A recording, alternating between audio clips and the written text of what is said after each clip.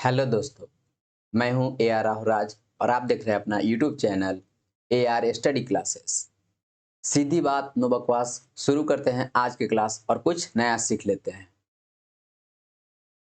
Letter को start करने से पहले हम लोग ये जान लेते हैं कि हम लोग लेटर को ही शुरुआत क्यों कर रहे हैं। तो उसका पहला रीज़न है कि इंग्लिश ग्रामर को सबसे पहले जीरो लेवल से शुरू करें, ये बात है। और लेटर को हम मानते हैं कि इंग्लिश ग्रामर का एक तरह से जीरो लेवल है, इससे छोटा क्या बताया जा सकता है। इसके वजह से हम लेटर स्टार्ट करें। और दूसरी बातें जो मैं अपना खुद फील किया हूँ ऐसी कुछ किताबें पढ़ के, उससे एक मैं अपने लाइन में अपने ई बुक में मैं लिखा हूँ, उसके माध्यम से आप समझने की कोशिश करिए कि मैं लेटर स्टार्ट किया हूँ क्यों। तो उस लाइन को थोड़ा देखते हैं कि उसमें क्या लिखा हुआ है। तो सबसे पहले बात लिखा हुआ है क्या चीज़ कि जिस रूल की बात किया जा रहा हो तथा उसे उस टॉपिक को नेक्स्ट चैप्टर में बताया गया हो। यहाँ कहने का मेरा मेन उद्देश्य यहाँ पे है कि जैसे जो भी चीज़ हम आपको बता रहे हैं अभी, ठीक है, उसके बारे में अगर पहले से आप जानिएगा तो इसको बहुत बेहतर तरीका से आप समझ सकते हैं। एक ये, या तो फिर जो चीज़ आपको बता रहे हैं वो आगे आपको बताया जाएगा। अब यहीं पे आपको समझना है इस लाइन को, मतलब कि जैसे कोई भी चीज़ को हम बता रहे हैं यहाँ पे, अगर उसके बारे में आप जानेंगे लेकिन आगे, यानी कि आज पहला क्लास है, इसके बारे में हम बहुत कुछ यहीं बताना शुरू कर दें और आगे उसको डिफाइन यानी उसको एक्सप्लेन आगे करेंगे, तो आपको यहाँ पे 100% आपको समझ नहीं आएगा कि रियल में मैं कहना क्या चाहता हूँ। यही इस लाइन का मतलब है कि सबसे पहले हम लोग जो भी चीज़ यहाँ पढ़ेंगे यहीं पे सारा 100% यानी एक्सप्लेन के साथ पढ़ते जाएंगे। ऐसा कुछ नहीं कि हम लोग आगे जाके समझेंगे, ऐसा नहीं। जो भी चीज़ यहाँ पढ़ाएंगे उससे के जरिए हम आगे पढ़ेंगे, उसके बीच में काम आएगा।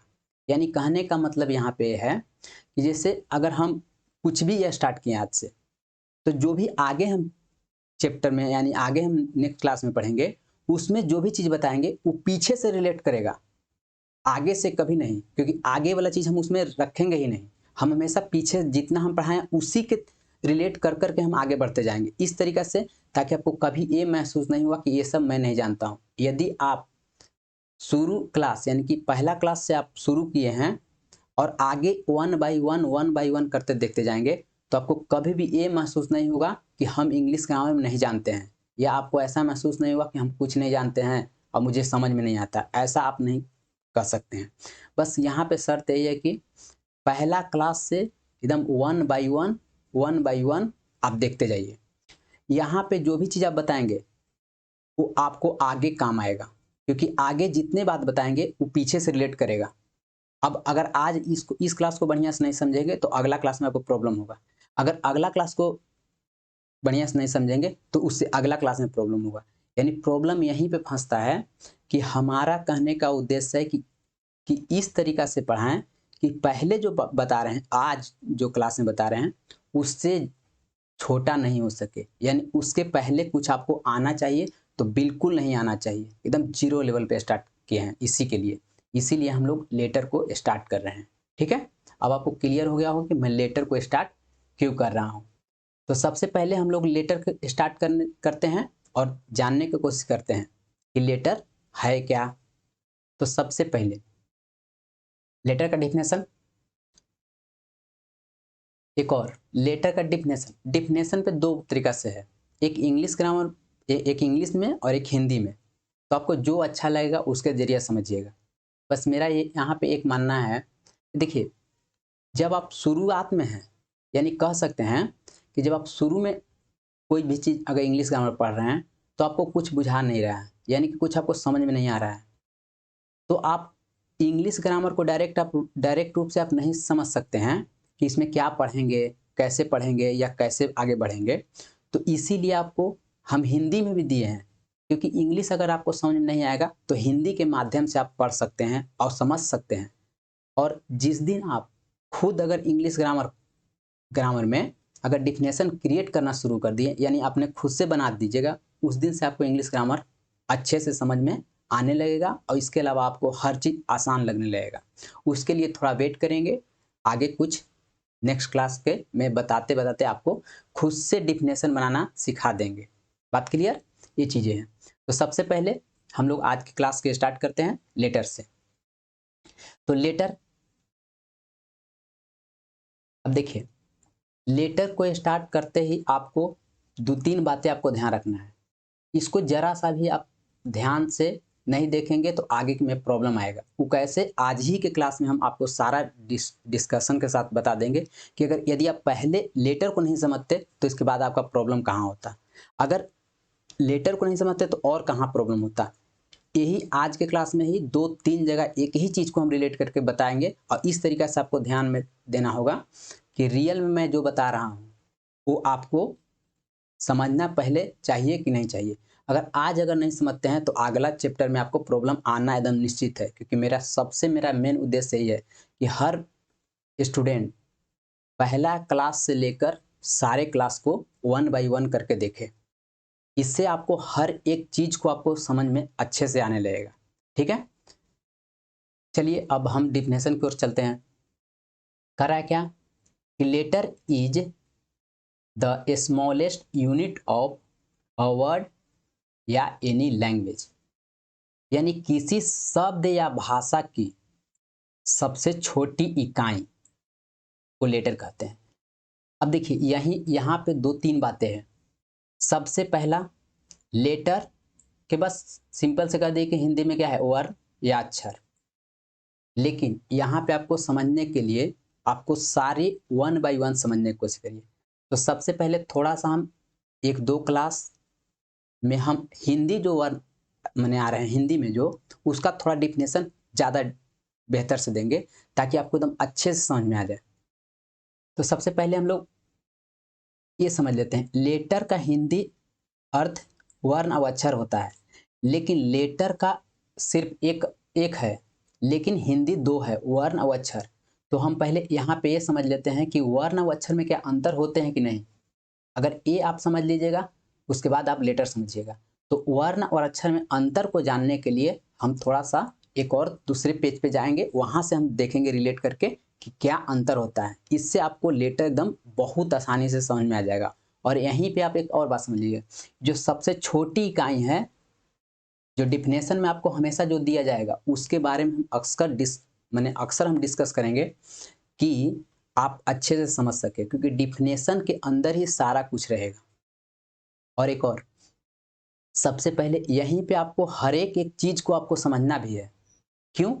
क्योंकि यहीं पे आपको सारे कुछ समझाया जाएगा, क्योंकि आपको नोट्स, आपको ऐप के जरिए आपको सारा नोट्स आपको प्रोवाइड कर दिया जाएगा। तो यहाँ पे आपको प्रॉपर रूप से आपको समझना रह गया है। ठीक है, तो पहले आप चलते हैं और वर्ण और अक्षर को समझते हैं।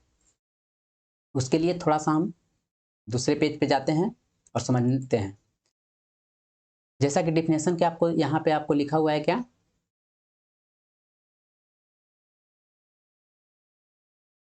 कि वर्ण, वर्ण कहेंगे किससे, तो कह रहा है कि भाषा की वह इकाई, बात समझने की कोशिश करिए, भाषा की वह इकाई जिसे खंड या टुकड़े न हो सके। यानी कहने का मतलब है कि वर्ण वह एक ऐसा है जो टुकड़ा यानी उसे तोड़ा नहीं जा सकता। बात क्लियर, ये आपको क्लियर हुआ ना। क्योंकि सबसे पहली बात, ग्रामर में हर एक डिफिनेशन ही आपको स्ट्रांग बनाएगा। एक बार अगर डिफिनेशन अच्छे से समझ जाइएगा तो आपको सब कुछ आसान लगने लगेगा। तो हर एक डिफिनेशन, और यहाँ पे मेरा मेन उद्देश्य वीडियो बनाने का है कि हर एक डिफिनेशन को समझेंगे, क्योंकि लिखा हुआ तो आपको ऑलरेडी आपको नोट्स में मिल जाएगा या कई किताब में मिल जाता है। बस शर्त यहाँ पे रहता है कि हमको समझा देता कोई, बस इसी की वजह से मेरा उद्देश्य यहाँ पे है वीडियो बनाने का, ताकि आप अच्छे से समझ सकें इंग्लिश ग्रामर को। ये बहुत ईजी है। तो यहाँ बात करते हैं खंड या टुकड़ा न हो सके। अभी समझते कैसे कि खंड और टुकड़ा काहे नहीं होता है, ये भी एक बात है। तो देखिए यहाँ पे आपको क है, कि क पूरा नहीं है बल्कि आधा क है। बात क्लियर, यहाँ अ है, यहाँ आधा ल है, यहाँ भी अ है, यहाँ भी आधा म है, ये अ है। देखिए इसको हम तोड़ सकते हैं, क को हम तोड़ सकते हैं, क्योंकि क मिलकर बनता है आधा क और अ। यानी दोनों मिलकर बना हुआ है कौन? तो क। बात क्लियर ना? तो वर्ण कौन है इसमें? तो वर्ण यहाँ पे आधा क, आधा ल, यानी एक क जो दिखाई दे रहा है ये टोटल एक तरह से कॉलम में हम पूछ सकते हैं कि सब कितनी संख्या है कॉलम में। तो ये टोटल संख्या कितनी है? तो टोटल संख्या इसमें 6 है। 1 2 3 4 5 6। तो यानी कॉलम में वर्णों की संख्या 6 है। उसी प्रकार से हम ये देख लेते हैं कि वर्ण के तहत कौन कौन सा एग्जाम्पल आएगा, यानी कि कौन कौन होता है। तो देखिए सबसे पहले आ जो पढ़ते हैं, आ ई उ अह तक, वो आ जाएगा सारा वर्ण के तहत में। और क ख ग घ भी आएंगे, ज्ञात तक आएंगे, लेकिन इसमें सबसे बड़ा शर्त क्या है कि आधा क, आधा ग, आधा ग, आधा घ, यानी सब आधा इसके साथ पूर्ण करने के लिए हमको अ की जरूरत पड़ेगा, तब वह बनेगा पूरा क। तो हम लोग आधा यानी जो अर्ध लगा हो उसे हम लोग वर्ण के तहत रखेंगे। यहां तक क्लियर? अब आगे पढ़ते हैं अक्षर। अक्षर का रहा वह ध्वनि जो एक घात में बोली जाती हो। अब एक घात में बोली जाती हो, इसका क्या मतलब है? एक घात का मतलब यहाँ पे समझने की कोशिश करिए क्या कर रहे हैं। एक घात कहने का मतलब है कि जो हम लोग बोलते हैं उसको ही मेन मानिए। जैसे कलम, कलम को हम लोग कैसे बोलते हैं? क ल म, ठीक है। ऐसा नहीं कि क ल म अ। हम लोग अ को यहाँ पे हम लोग दिखाते नहीं हैं कि क प्लस अ, इसको हम लोग छुपा लेते हैं। अ को हम लोग हमेशा छुपा के बोलते हैं, ये बोलने का एक तरीका है। तो यही बातें बोल रहा है क्या कि हमेशा क के साथ यानी एक घात में जो बोलेंगे, यानी एक जो वर्ण हम लोग बोलते हैं यानी अक्षर में जब बोलेंगे तो उसको एक साथ बोलेंगे, उसी को एक घात में बोलते हैं, उसी को हम लोग क्या बोलेंगे? अक्षर। तो यहाँ पे हम बोलेंगे क ल म। इसमें अगर टोटल अक्षर कलम में देखेंगे तो टोटल अक्षर कितना होता है, अक्षर की संख्या, तो यह टोटल कितना है? 3 है। बात क्लियर? अब थोड़ा एग्जाम्पल इसका भी देख लेते हैं कि एक कौन कौन होगा। तो यहाँ पे भी एग्जाम्पल क्या होगा? ये होगा अ आ ई सारे वही होंगे जो कि वर्ण के तहत भी आते हैं। और यहाँ पे आपको समझना है अक्षर में कि हमेशा ये क, यहाँ पे देखिए पूरा क है, क्योंकि एक घात में बोलना है, यानी उसमें कोई बारीक नहीं होता है, यानी कि तोड़ते नहीं उसको। हम लोग कभी भी बोलते हैं क अ बोलते ना है, तो ये एक घात में बोला जाता है, यानी एक बार में ही बोलेंगे, उससे हम लोग अक्षर के तहत रखेंगे। अब यहाँ पे ये बात समझने की कोशिश करिए कि यहाँ पे जैसे यहाँ भी सेम है अक्षर में और सेम चीजें वर्ण में भी है, ऐसा कैसे हो सकता है? तो यहाँ पे बात समझिए। वर्ण डेफिनेशन क्या बोलता है कि किसी माने कि इकाई जिसे खंड या टुकड़े में नहीं तोड़ेंगे, यानी तोड़ नहीं सकते हैं। जब खंड और टुकड़े में जगह हम नहीं तोड़ेंगे तो अ को हम तोड़ नहीं सकते हैं। बात क्लियर? क्योंकि अ को आधा हम नहीं कहेंगे, आधा अ ऐसा नहीं बोला जाता है, या आधा आ, आधा ई सब नहीं होता है। इसी की वजह से ये वर्ण के तहत है। और क्या बोल रहा है अक्षर में? क्या बोल रहा है? इसे एक घात में बोला जाता है। तो अ को ऐसा नहीं है कि अ किसी के साथ संयुक्त है। अ सिर्फ और सिर्फ क्या है? अपने आप में एक पूर्ण है। इसकी वजह से इसको बोलते हैं हम लोग अक्षर के तहत इसको रख रहे हैं। यहां तक आपको क्लियर हो गया होगा। अब अंतर कहां पे? यहां पे आपको समझना है ई पूरा है, यानी अक्षर के साथ ही आपको पूर्ण बोलना है। क और अ मिलकर जो होता है क, तो हम लोग पूरा क बोलेंगे। लेकिन वर्ण में हम ऐसा नहीं बोल रहे हैं। वर्ण बोलने में आधा क, बस ये अंतर है। यहां तक आपको आई थिंक क्लियर हो गया होगा कि वर्ण किसे कहेंगे, अक्षर किसे कहेंगे। क्लियर? अब चलते हैं इंग्लिश ग्रामर में। क्योंकि ये हिंदी ग्रामर के तहत आपको दोनों में डिफिनेशन बताया गया है। अब आपको इंग्लिश ग्रामर में समझते हैं। अब कह रहा है क्या चीज, लेटर कह रहा है कोची, किसी भी शब्द या भाषा की सबसे छोटी इकाई। अब यहाँ पे देखिए, हम वहां पे गए थे इसके वजह से ताकि इसको छोटी इकाई को समझा सकें कि छोटी इकाई क्या है। यानी वही कहने का मतलब है कि इससे छोटा नहीं कर सकते। अब अगर आप अ बोल रहे हैं तो अ को हम छोटा रूप से नहीं बोल सकते कि आधा, क्या आधा अ। अगर क को बोलना है तो क ल म बोलते हैं। आधा क आधा ऐसा अ नहीं बोलते हैं कि आधा क अ, ऐसा नहीं बोलते हैं। यानी छोटी इकाई को हम लोग लेटर बोलेंगे। बात क्लियर। आगे दूसरा डेफिनेशन एक और है, कह रहा है a letter is a symbol which represent a sound in the language. कह रहा है कि किसी भाषा यानी कह रहा है कि किसी भी भाषा को हम एक क्या बोलने या लिखने में प्रयुक्त चिन्ह। अब बात समझने की कोशिश करिए, किसी भी चीज को हम रिप्रेजेंट कैसे करेंगे, चाहे तो बोल कर रिप्रेजेंट करेंगे या तो उसको क्या, किसी को हम बोल के रिप्रेजेंट करेंगे या तो उसे लिख के रिप्रेजेंट करेंगे। तो अगर हम कोई भी चीज अगर लिख के रिप्रेजेंट करेंगे तो एक अक्षर आएगा, जैसे लिखेंगे राम तो RAM, अगर हिंदी में तो RYM। तो इस तरीका से आप इसको थोड़ा सा और समझने की कोशिश करिए कि कहने का मतलब किसी भाषा के बोलते और लिखते वक्त जो भी चीज हम लोग युक्त जो यानी चिन्ह यूज करते हैं या साउंड यूज करते हैं उसी को हम लोग क्या बोल रहे हैं, अक्षर। जैसे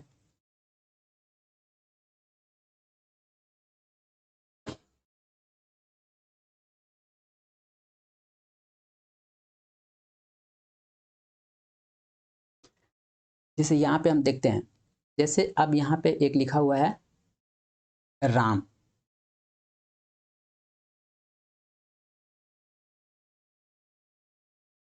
अगर इसी को इंग्लिश में लिख लेते हैं